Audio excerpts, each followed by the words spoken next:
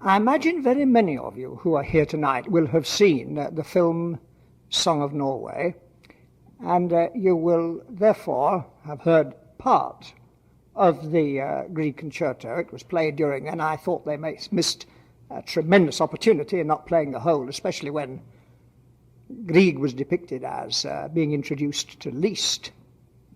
Actually, when Grieg wrote his piano concerto, he showed it to Liszt, first of all, and the great man just pushed it on the piano and proceeded to play it in about the most perfect way that anybody would be able to. Liszt was quite the greatest pianist who's ever lived.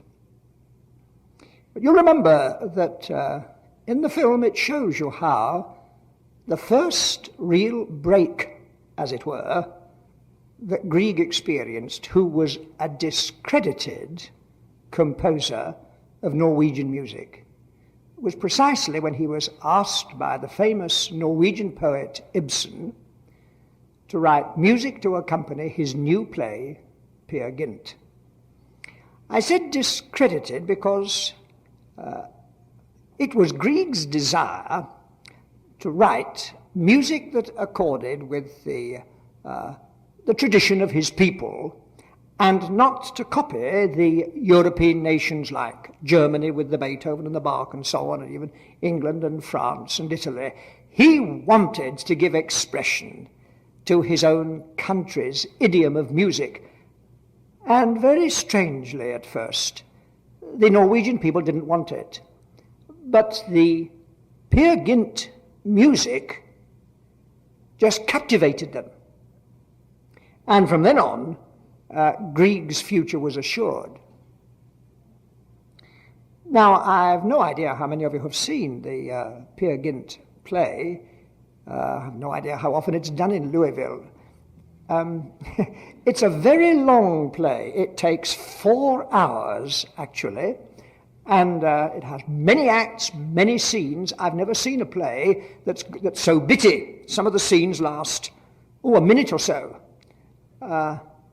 A quite bewildering set of scenes and acts of this play. But Grieg certainly wrote some very apt music, and that which is arranged for the piano is only a selection of it, and I'm only going to play a selection of a selection. There's a curious thing that has happened.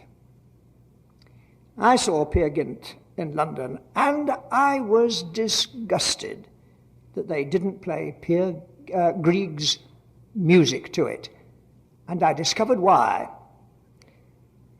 They found out that when people went to see the play, they got so fascinated by the music that they weren't really taking a notice sufficiently of what was going on the stage. And so to avoid this undesirable distraction, they now put some different accompanying music, which is simply horrible.